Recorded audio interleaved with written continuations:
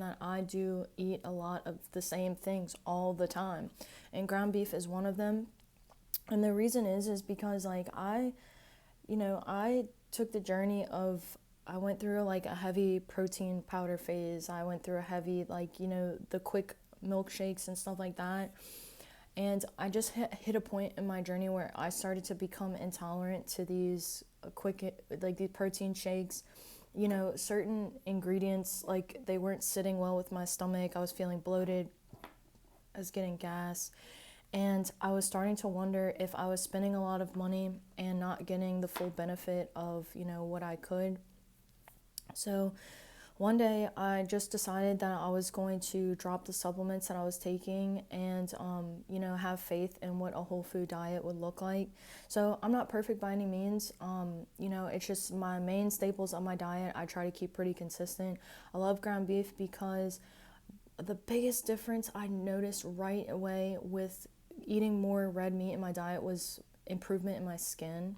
And I also want to add to that, I do weight train as well as go out in the sun, and I walk a good bit. So I'm constantly helping to break down the nutrients that are in the red meat, such as the tryptophan, that breaks down to serotonin and melatonin. But by far, the biggest improvement was in skin, blood flow, and circulation. So, and a lot of women like I talk to have hormonal issues or low iron and stuff like that. And red meat is one of the highest containing foods that we know of iron. And one of the other questions that I get a lot is, do I take creatine? I tell people, yes, I take creatine all the time, right here in this red meat, baby. And, there's some doctors say that when you cook all the redness out of the meat, that you cook key nutrients like creatine and taurine out.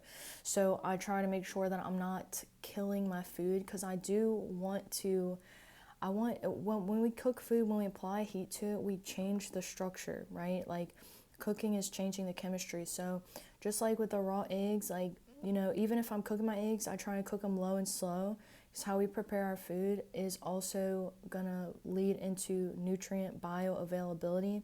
So, it's funny, it just popped in my head. I work in a restaurant, and like, if you want to break my heart, tell me you want your filet well done butterfly. Like, just break my heart. Just take your steak knife and just drive it through my heart, if that's how you want to do it. So anyway, nutrient availability, I just wanted to share that little tidbit with you.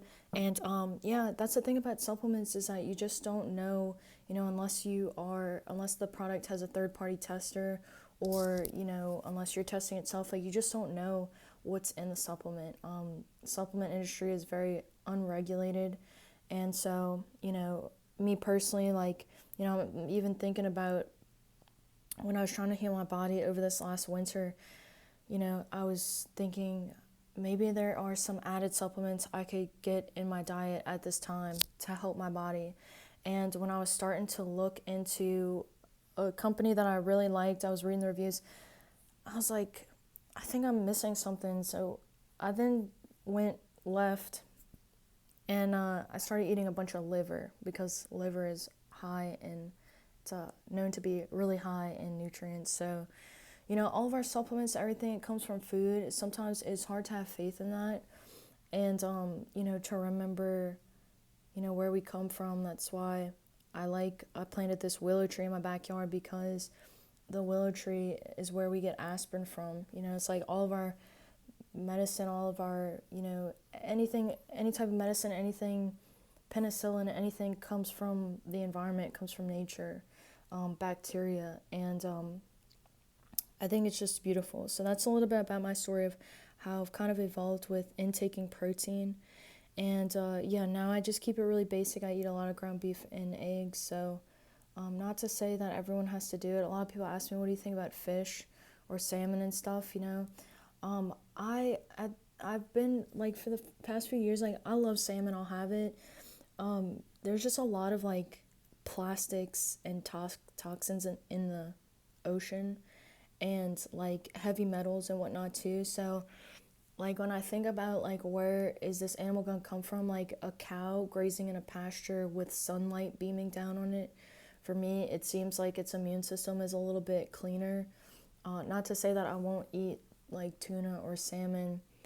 It's just I kind of tend to gravitate more towards the land animals.